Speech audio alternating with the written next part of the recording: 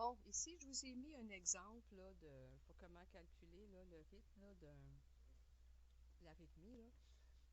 Fait que si vous avez regardé le PowerPoint, là, vous avez les ondes ici, hein, le P, Q, le complexe QRS qui est ici, là, et puis notre onde T. OK? Là, ce qu'on a besoin, nous autres, là, c'est de calculer la distance qu'il y a entre les segments. OK? Ça, c'est segment RR, segment RR, on a un autre ici. Là. OK? Donc, je l'ai fait celui-là, -là, c'est un ECG normal. Hein? On le voit ici que c'est normal. OK? Ensuite, j'avais mis en haut, là, sur celui anormal, chaque petit carré, là, ça vaut 0,2 secondes. Fait que pour en avoir une seconde, ben, il faut en avoir 5. Hein? 5 fois 0,2, ça fait 1, ça fait 10. Ça fait 1. Ben, 1,0. OK? Donc, on les a ici, là. 1, 2, 3, 4, 5. Fait que ça, c'est une seconde. Comment que je fais pour savoir ma vitesse d'enregistrement? Bien, je calcule la distance entre deux lignes pleines ici. Là. Je sais que ça, c'est une seconde. Je calcule la distance, puis ça me dit ma vitesse d'enregistrement. Hein? Dans le cas ici, quand moi, j'imprime ce papier-là sur mon ordinateur à la maison, ça donne qu'entre deux lignes, comme ça ici, 5 petits carreaux, ça me donne 30 mm.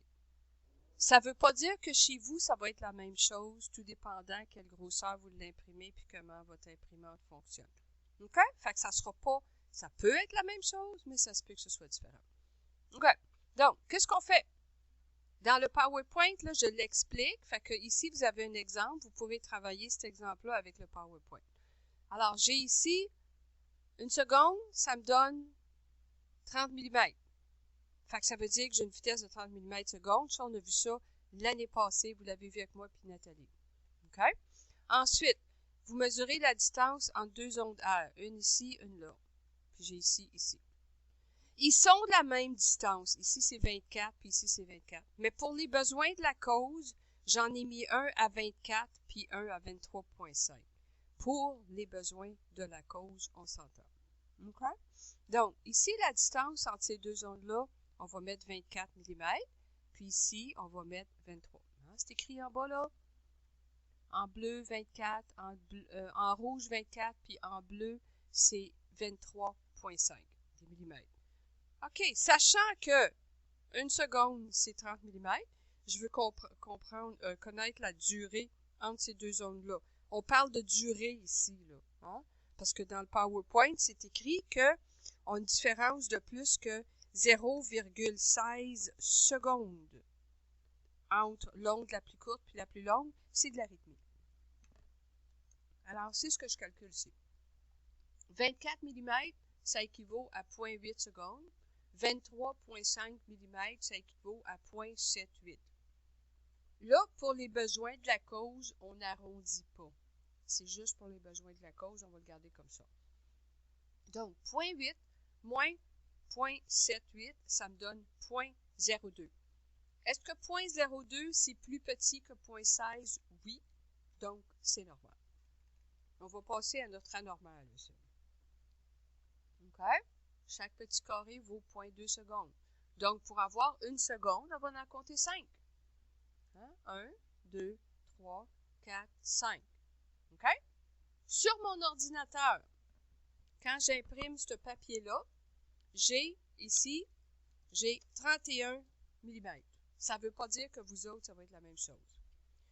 Donc, si j'ai 31 mm dans une seconde, ça veut dire que ma vitesse d'enregistrement, elle est de 31 mm seconde. Ensuite, on mesure le segment le plus lent et le plus long. Le segment le plus lent, ici, le premier que j'ai pris, lui, quand je l'ai mesuré encore sur mon ordinateur, il mesure 38 mm. Puis le plus rapide, ici, il mesure 21 mm. OK? Fait que là, on calcule la durée. On va convertir la distance en secondes. Si une seconde égale 31 mm, combien de secondes égale 38 mm? Hein? Donc, on fait un petit produit croisé de base, là. Fait que 38 mm divisé par 31 mm secondes, ça me donne 1,2 secondes. 1,2 secondes. Fait que je vais mettre ici 1,2. Fait que mon segment A, ça y prend, j'ai 1,2 secondes entre les deux.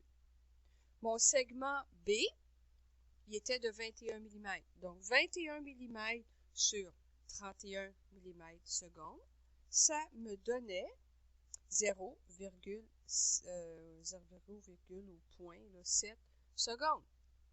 OK? Ça, là, ça équivaut à 0,7 secondes. Ça, à 1,2 secondes. Fait que là, on fait la différence. Le segment le plus lent, moins le plus... C'est ça, le plus lent, là, moins le plus vite. Hein? Ici. Si je fais 1,2 moins 0,7, ça me donne 0,5 secondes. 0,05 secondes, c'est pas mal plus grand que 0,16 secondes. Donc, c'est ce qui me donne, ce qui me dit que la différence entre les segments ici, RR, et celui-là est trop grande. Oups! La différence est trop grande. Alors, c'est de l'arythmie. OK? Fait que là, je vais enlever ça ici. Vous allez pouvoir le faire. OK? Vous autres même à la maison. On va reculer tout ça, là. OK? Voilà. C'est bon? C'est pas tellement compliqué. Puis vous avez aussi l'autre exemple sur le PowerPoint. Fait que vous pouvez travailler là-dessus. Puis ça devrait pas être trop compliqué, là. OK? J'ai mis sur Cité, là, je les ai ici, là. OK? Les pages, là, dans ce que j'ai mis, moi, les numéros de pages, c'est le livre de EEG Recording and Activation Procedure là, de A7, là. Vous devriez l'avoir parce que c'est un livre qu'on avait demandé d'acheter, on avait commandé, il était à la coop. Puis, c'est un livre obligatoire. Nathalie en a besoin pour ses cours. Puis, on en a besoin ici pour ce cours-là. Là, moi, vous avez ici page 60 et 61. Là. Ça, c'est l'ancienne version. C'est le même article.